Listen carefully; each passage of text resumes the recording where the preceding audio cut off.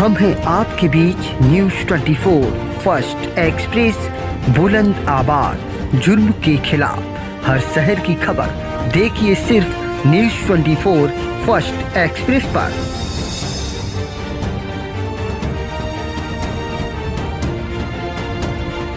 नमस्कार, आप देख रहे हैं न्यूज 24 फर्स्ट एक्सप्रेस और मैं हूं आपके साथ मानवी ठाकुर। शुरुआत करते हैं आज की खास खबरों से। इटावा सैफल अखिलेश यादव का आया बयान, कहा भाजपा हारने जा रही है, इसलिए बौखला रही है। जो हालात उत्तर प्रदेश में है, अन्याय चरम सीमा पर पहुंच गया है। महंगाई और बेरोजगारी पहले से ही थी। जब मौका उत्तर प्रदेश की जनता ने भाजपा को दोबारा दिया, जनता आंकलन करती है तो सबसे ज्यादा दुख इस सरकार में जनता को मिल रहा है। तहसील से थाने और ऊपर तक अधिकारी कहीं भी सुनवाई नहीं है। जब सुनवाई नहीं हो रही है तो फैसले नहीं ले पा रहे हैं। सरकार का दबाव है, आम आदमी को न्याय कैसे मिल पाएगा? जब अधिकारी भाजपा कार्यकर्ता के दबाव में काम करेंगे तो गरीब आदमी को न्याय नहीं मिल पाएगा। जिसका जीता जागता उदाहरण देवरिया की घटना की है। 6 लोगों की जान चली गई। उसमें अगर कोई दोषी है तो सरकार स्वयं दोषी है और अब भाजपा उसमें राजनीति कर रही है, लेकिन राजनीति नहीं करनी चाहिए। अन्याय इतना ना करे जो लोग सहन न कर पाए और लोग खड़े हो जाएं। सरकार के दबाव में अपराध हो रहा है। सुनने में आ रहा है भाजपा के लोग इससे राजनीति लाभ लेना चाहते हैं। इसमें राजनीति लाभ लेंगे, इससे अपराध बढ़ेगा। ईडी के सवाल पर कहा कि जो सरकार में रहता है वो इन संस्थाओं का इस्तेमाल करता है। पहले भी हुई होगी, लेकिन आज भाजपा की सरकार है। भाजपा सरकार ने सभी सीमाएं लांघ दी हैं। वो अपने वोट बैंक और लोगों को अपमानित करने के लिए ईडी, सीबीआई, इनकम टैक्स का सहारा ले रही है। अगर भाजपा जीरो टॉलरेंस की बात करे तो सबसे पहले अपने नेताओं की संपत्ति की जांच कराए कि किसकी संपत्ति बढ़ी है, और अगर उनकी संपत्ति बढ़ी है तो वही कार्रवाई उनके ऊपर भी करे जो विपक्षियों के ऊपर कर रहे हैं।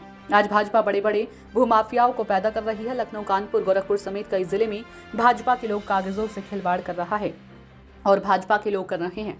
कानपुर को घटना के आरोपी को भाजपा के लोग बचा रहे हैं। कानपुर देहात में भी घटना हुई है और सरकार को जांच करानी चाहिए कि आखिर जो लोग इस घटना के शिकार हो रहे हैं वो अधिकारियों को कितनी शिकायत दे चुके हैं। ये सरकार गरीब किसानों की नहीं, बड़े बड़े उद्योगपतियों की है।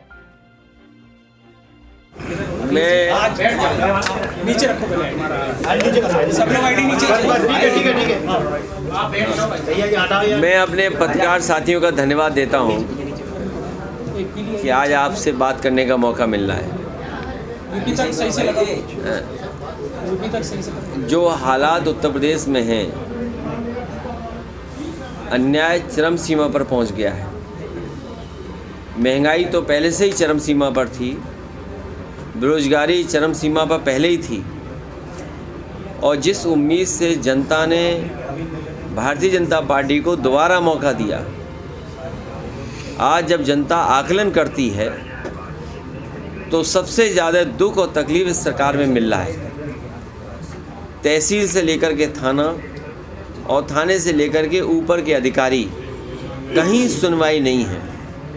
और जब सुनवाई नहीं है और अधिकारी निर्णय नहीं ले रहे हैं, सरकार का अगर दबाव है तो किसी भी आम व्यक्ति को न्याय नहीं मिल पा रहा।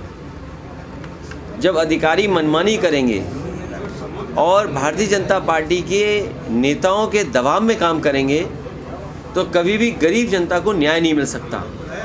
और उसका जीता जागता उदाहरण देवरिया का है, जहाँ पर ऐसी घटना घटी है, 6 लोगों की जान चली गई।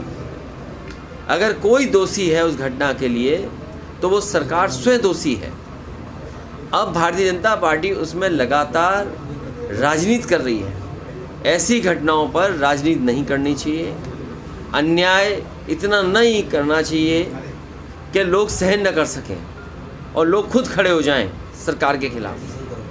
और ये अन्याय, ये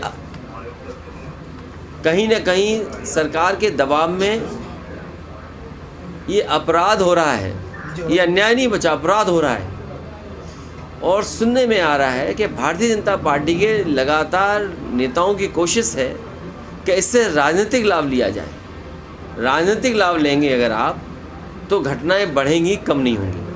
लेकिन जिस तरह से ईडी लगातार छापेमारी कर रही, कल अबू आदमी के ठिकानों पर भी संजय सिंह को भी गिरफ्तार किया गया, आपको क्या लग रहा है, क्या इसका भी राजनीतिक? देखिए, जो सरकार में रहता है वो इन संस्थाओं का इस्तेमाल करता है।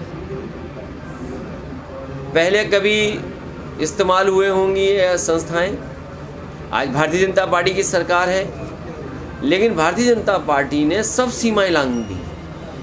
वो केवल अपने वोट के लिए, दूसरे लोगों को अपमानित करने के लिए ईडी, सीबीआई, इनकम टैक्स का सहारा ले रहे हैं। हमारी तो मांग ये होगी कि भारतीय जनता पार्टी अगर ज़ीरो टॉलरेंस रखती है करप्शन के लिए, तो अपने नेताओं के, अपने विधायक, अपने लोगों का आकलन करें कि किन किन की संपत्ति बढ़ गई है, और जिन जिन की संपत्ति लगे कि ज़्यादा बढ़ गई है तो उनके खिलाफ भी वही कार्रवाई होनी चाहिए जो विपक्ष के खिलाफ कार्रवाई कर रहे हैं। और मैंने कई मौक़ों पर कहा कि आज ज़मीनों का काम सबसे ज़्यादा कोई कर रहा है तो भारतीय जनता पार्टी के लोग कर रहे हैं।